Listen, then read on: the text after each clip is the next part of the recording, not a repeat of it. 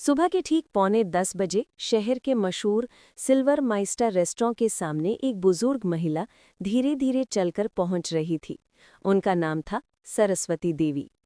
साधारण सी धूसर साड़ी, पैरों में घिसी हुई चप्पल, हाथ में एक पुराना कपड़े का बैग। देखते ही लगता था मानो किसी गांव से आई कोई थकी हुई दादी हो। जैसे ही वह रेस्टोरेंट के दरवाजे पर पहुंची, बाहर खड़े सिक्योरिटी गार्ड रमेश के चेहरे पर तुरंत ही झुंझलाहट उतर आई। वो आगे बढ़कर बोला, दादी जी, यहाँ क्यों आई हैं? ये जगह आपके लिए नहीं है, आगे से घूम कर जाइए। सरस्वती देवी ने शांत स्वर में कहा, बेटा, मेरी यहाँ टेबल बुकिंग है, मैंने बस उसी के बारे में पूछना था। रमेश ने पहले उन्हें देखा, फिर जोर से हंस पड़ा। दादी, यहाँ बुकिंग? ये जगह बहुत महंगी है, यहाँ सिर्फ बड़े लोग आते, शायद आपको गलत जगह आना था। रेस्टोरेंट की मैनेजमेंट टीम की सबसे तेज और घमंडी वेट्रेस नेहा चौहान ने ये आवाज़ सुन ली। वो आगे आई और तिरस्कार भरी मुस्कान के साथ बोली, दादी, मुझे नहीं लगता कि आपकी कोई बुकिंग यहाँ होगी, प्लीज़ आप गलत जगह हैं। सरस्वती देवी ने विनम्रता से कहा, बेटी, एक बार चेक कर लो, गलतफहमी आपकी भी हो सकती है। नेहा ने आंखें घुमाई। ठीक है दादी, पर टाइम लगेगा, आप वो सामने वाली कुर्सी पर बैठ जाइए। रेस्टोरेंट के लॉबी में लोग पहले ही उनकी ओर देखकर फुसफुसा रहे थे। अरे, ये तो लग रहा है जैसे किसी मंदिर के बाहर बैठने वाली दादी हूँ। लगता है खाना खाने फ्री में आ गई हैं। इनकी क्या हैसियत जो यहाँ खाना अफोर्ड कर सके। सरस्वती देवी सब सुन रही थी, पर शांत थीं। वे जाकर एक कोने की कुर्सी पर बैठ गईं। सारा वातावरण ताने और उपेक्षा से भरा हुआ था। उसी समय एक छोटा सा इंटर्न वेटर आदित्य वहां आया। उसने दादी की आंखों में थकान देखी। पूछा, दादी, कब से बैठी हैं आप? किसी ने आपकी मदद नहीं की? सरस्वती देवी ने मुस्कुराकर कहा, बेटा, मैनेजर से बात करनी है, पर शायद वो फुर्सत में नहीं है। आदित्य का चेहरा उतर गया।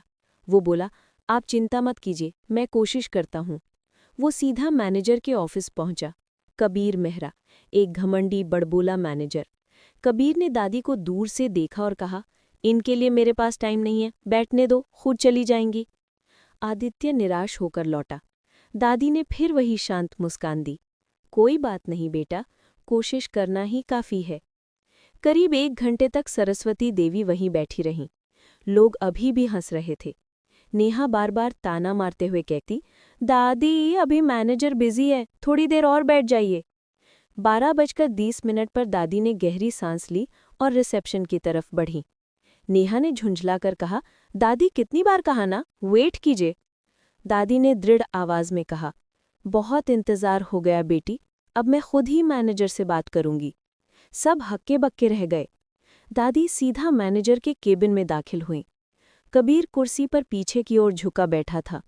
उसने चिड़चिड़े स्वर में कहा, हाँ दादी, बोलिए, इतना ड्रामा क्यों कर रही हैं? सरस्वती देवी ने बैग खोला और एक दस्तावेजों का पैकेट आगे बढ़ाया। बेटा, ये मेरी बुकिंग और कुछ और ज़रूरी कागज़ हैं, देख लो। कबीर ने हंसकर कागज़ बिना खोले ही टेबल पर पटक दिए। बोला, दादी, आप जैसे लोग यहाँ बुकिंग नहीं कर सकते, ये जगह आपकी औकात से बाहर है, प्लीज़ बाहर जाइए। दादी की आंखों में अब मजबूती उतर आई।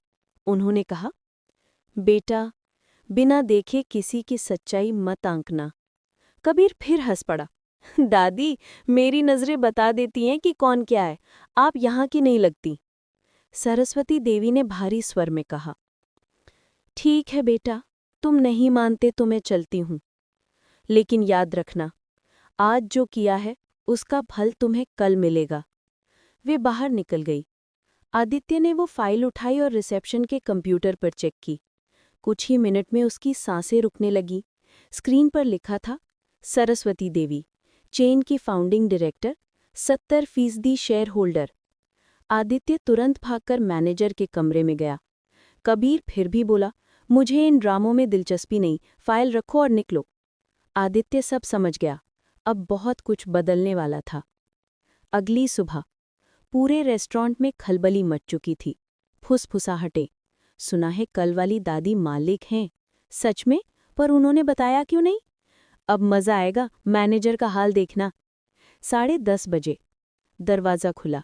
अंदर वही सरस्वती देवी दाखिल हुई, इस बार एक फॉर्मल सूट पहने अधिकारी के साथ। सबके चेहरे सफ़ेद पड़ गए। दादी ने आदेश भरी आवाज में कहा, कबीर मेहरा को बुलाओ। कबीर बाहर आया, चेहरे पे हल्का डर और जबरदस्ती की मुस्कान। जी दादी, आज फिर कुछ काम था?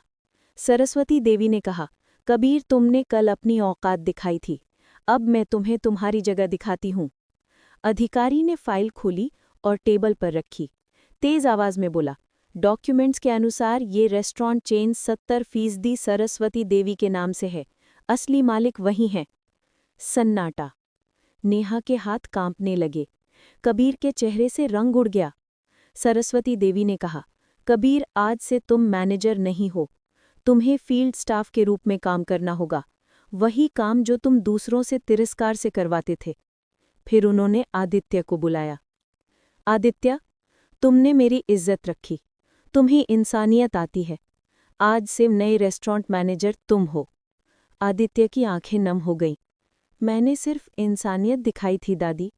सरस्वती देवी मुस्कुराई, बेटा यही असली योग्यता है।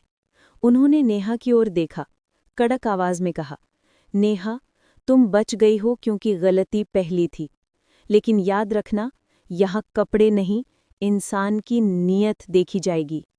पूरा स्टाफ, सारे ग्राहक, हर कोई तालियां बजाने लगा। सरस्वती देवी ने अंतिम शब्द कहे, असली अमीरी रुपए में नहीं, किसी को सम्मान देने की क्षमता में होती है। कहकर वे बाहर चली गईं। रेस्टोरेंट का माहौल उसी दिन बदल गया। अब हर गेस्ट का सम्मान होता था। हर कर्मचारी जानता था, जिसे तुम छोटा समझते हो वही सबसे बड़ा हो सकता है। अगर ये कहानी आपको पसंद आई हो तो बताइए, क्या मैं इसी टोन में एक और अलग कहानी लिखूं?